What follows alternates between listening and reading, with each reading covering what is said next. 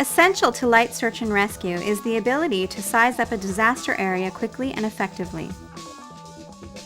Here's what we need to do in the size up. Gather facts. Now that doesn't mean taking a notebook down and saying, yes, this is a house, and yes, it's damaged, and this is what it is.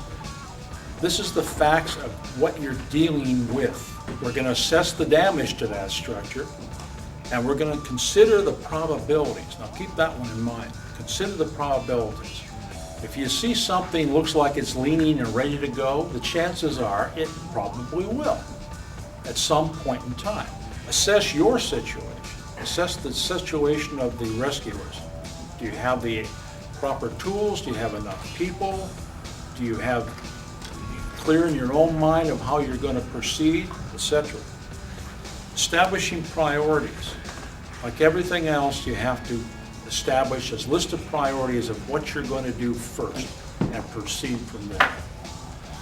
Making decisions. That's where leadership comes in.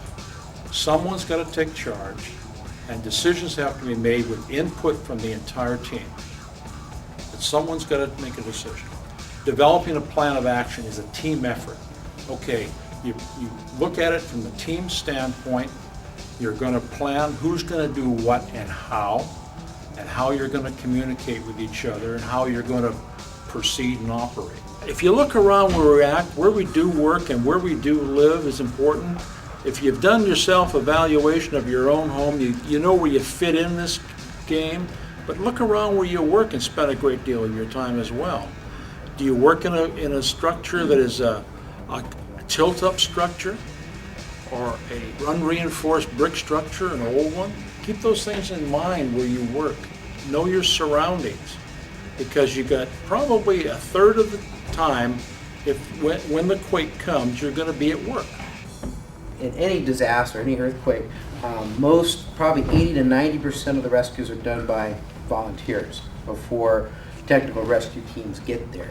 So when you're conducting your search operations, you're working as a team, you're sizing the building up, how bad is this building damaged, you're identifying if it's in your neighborhood, you're looking at your block, and these houses are damaged and these houses aren't. You know, two things. One is we have to search these houses the best to our ability, and the other houses become resources to us.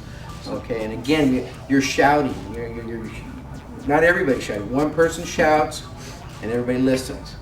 Another person, and then somebody from the other side shouts, and everybody listens. Because that's where you're going to find these people. And like Bill said, you might not be able to get to them, but you've now identified them. So I'm going to identify them either on my site plan, or my site area, or my neighborhood on a map where these folks are.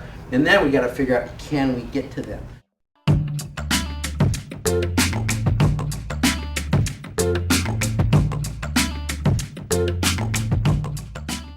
Your CERT Light Search and Rescue training will include teaching you methods to extract and move disaster victims from structures with light to moderate damage when it is safe to do so.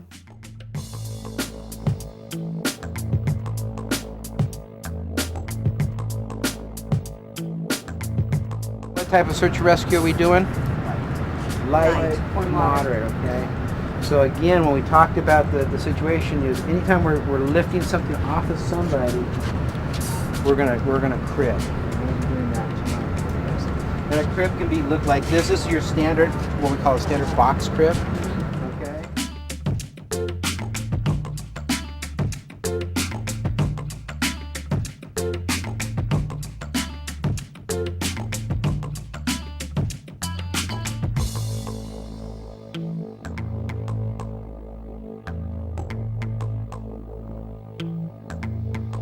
And then if we want to do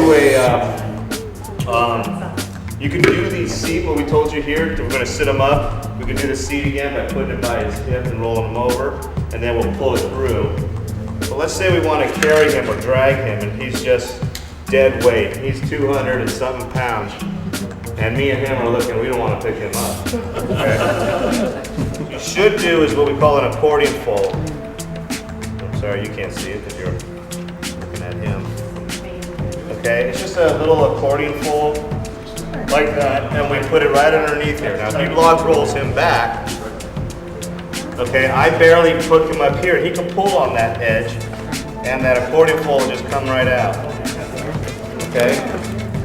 Because you're trying to center him as best you can. Now we don't really want to pick him up because we feel like he's going to blow through this thing. Okay? And that'd be bad. Okay? If he goes through it. It doesn't look good on TV or anything. So we want to drag him. Okay, so we can both grab these edges. Okay? Now, if we drag him like this, we're really twisting our backs because we're twisting our arm. And we can. Me and him could probably drag him, okay? That's not a big deal. But it's probably best to get two hands on this and drag him with your legs and your muscles, okay? Instead of trying to drag him with one arm.